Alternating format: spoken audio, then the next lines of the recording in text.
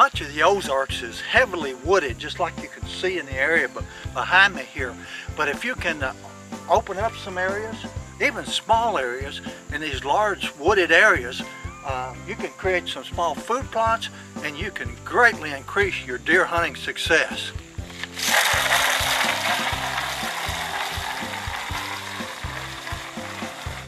Creating small food plots is relatively easy.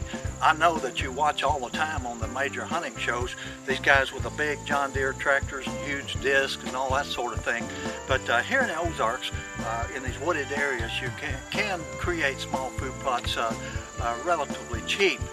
This is about a 1/4 acre plot that I have here just behind my home, and I disc this up, and I use an old tractor. It's just 14 horsepower with a aerator behind it, and it tears the soil up pretty good.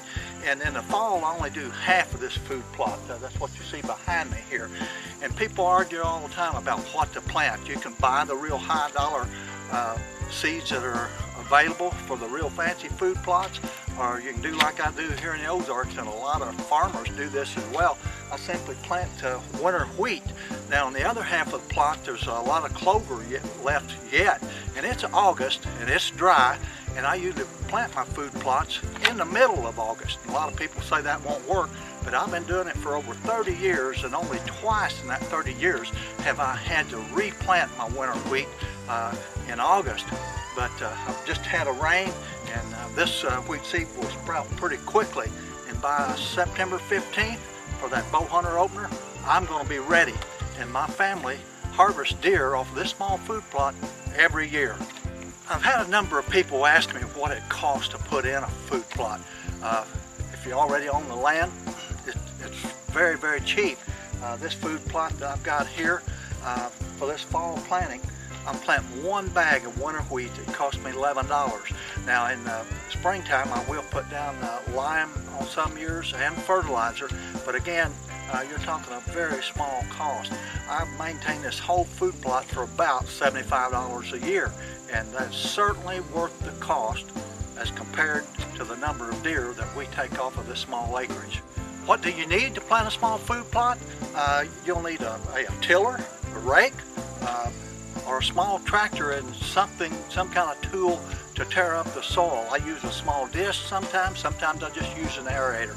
And once in a great while, every 7 or 8 years, I might take a single bottom plow and plow down to 5 or 6 inches just to stir that soil up and get it a little bit deeper.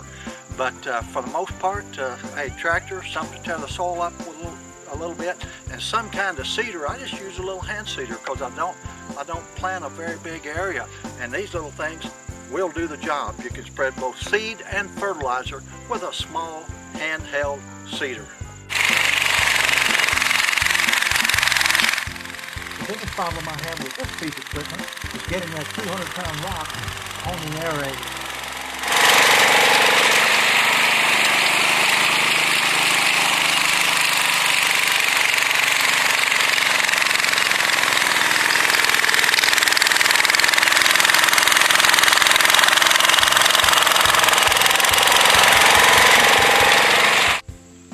Another thing that you can do to reduce your cost for small food plots is to not spray. I know in the big farming operations they spend thousands of dollars to spray even for their food plots, and that gives them a monoculture of 1 or 2 different varieties of plants that they put in.